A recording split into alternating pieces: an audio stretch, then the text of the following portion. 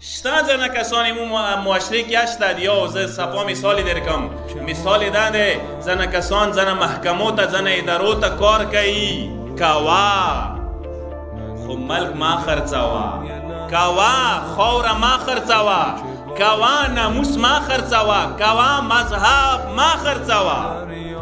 هر چا ته کار کوي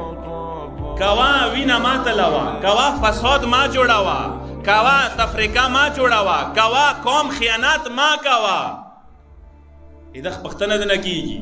څو ورځو تنخوا دپاره څو ورځې یوې ادارې څه وفادارۍ دپاره هغه کوڅه غلته اداره ویلې نه وي قوم ویلې خرڅوي مذهب ویلې خرڅوي ملک څه ویلې خیانت کوي خاورې څه ویلې خیانت کوي مذهب څه ویلې خیانت کوي شیا مکتب څه امامانو څه ویلې خیانت کوي کیږي دا د مثالونه دي اعلان ماشاءالله ډېر زه دوه مثالونه درکوم که صاحب قرآن مجید کې کته وکسې دي مثالونه شته دي بني امیه او تاریخ کې دي مثالونه ډېر میلوي یو مثال هغه دی